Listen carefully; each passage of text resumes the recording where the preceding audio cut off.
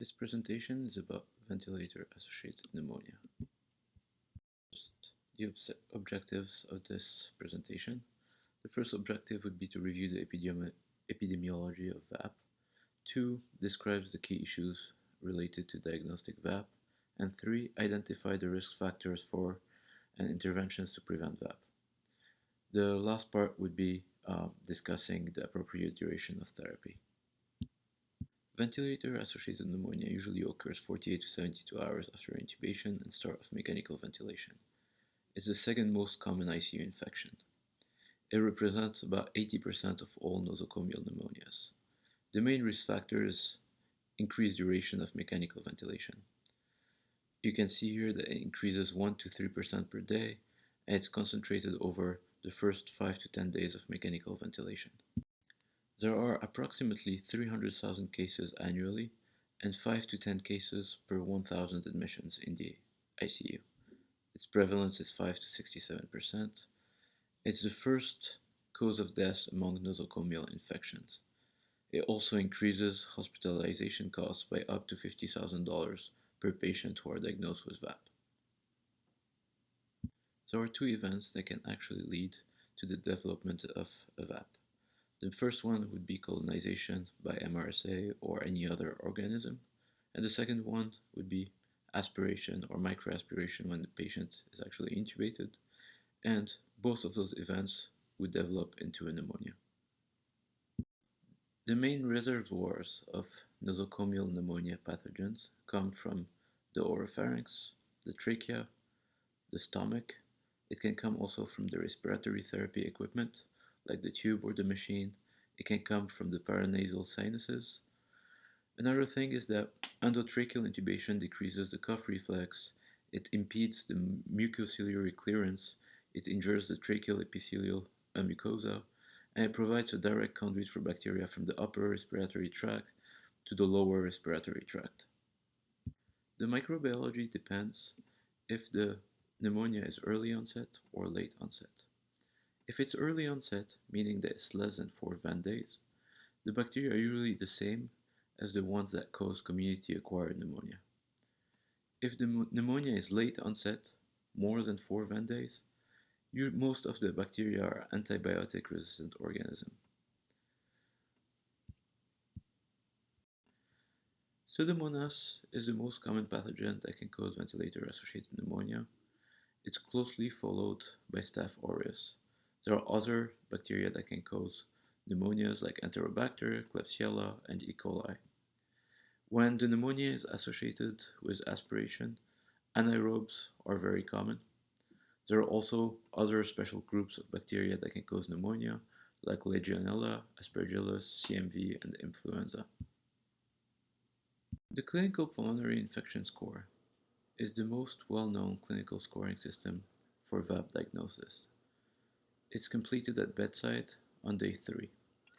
It includes criteria like temperature, peripheral white count, the amount of tracheal secretions, a new chest X-ray, the progression of the infiltrate from prior radiographs, and culture from the ET tube suction.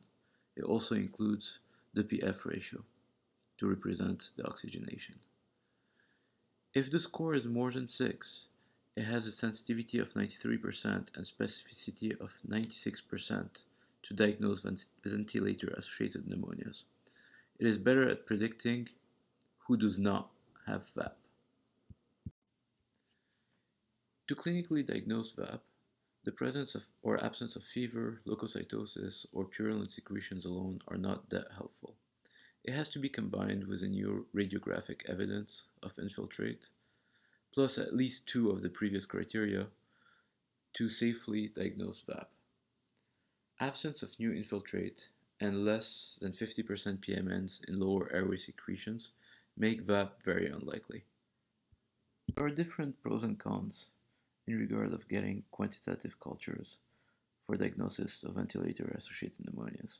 The main pros are that it provides us with a more specific diagnosis, you can identify the pathogen, and you can determine the response to therapy. The arguments against it include that it's more invasive, and the clinical diagnosis may be as accurate. This graph shows the probability of VAP across a range of colony counts in quantitative culture. As you can see here, the probability of having a pneumonia increases with increasing colony counts in the respiratory culture. This X-ray shown here is the X-ray of an ICU patient who presented with fever, leukocytosis, and shortness of breath, and who had been intubated for more than 4 days. As you can see, bilateral infiltrates of the chest X-ray. Diagnosis of VAP was suspected in this patient. A bronchoalveolar lavage was performed, and the BAL showed 83% macrophages and no significant growth of bacteria. The patient received no further antibiotics and recovered. This is the X-ray of a patient that was also admitted to the ICU with the same presentation.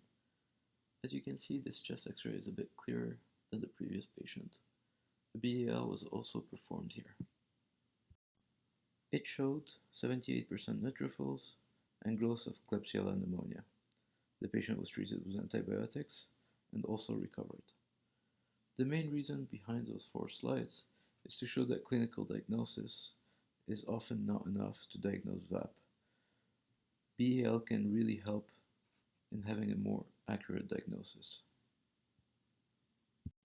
Risk factors for VAP in ventilated patients can be divided in easily modified risks and not easily modified risks.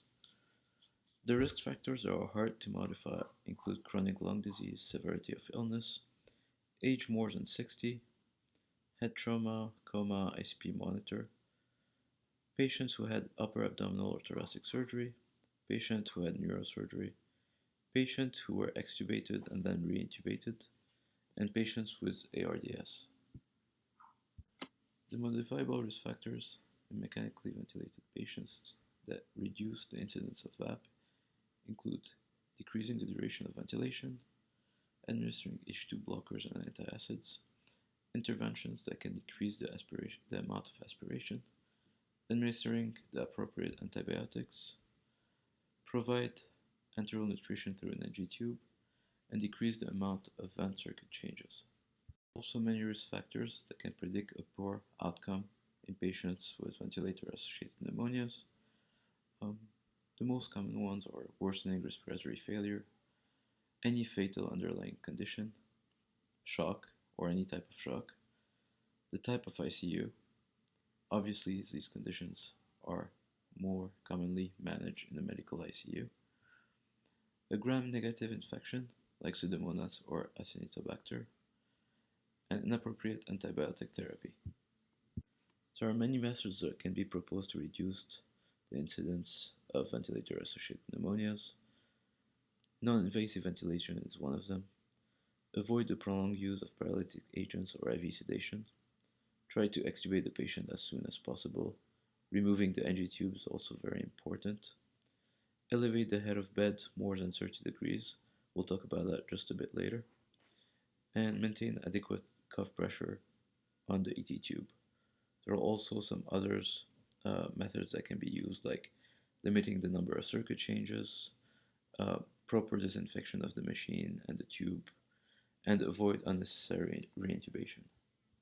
Any bundled interventions for VAP prevention. The most 2 known ones are the process measures, which include elevation of the head of the bed, weaning protocols, sedation vacation, mainly daily, and oral care.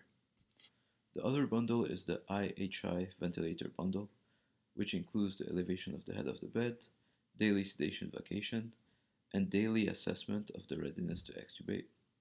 This bundle also includes peptic ulcer disease prophylaxis and DVT prophylaxis.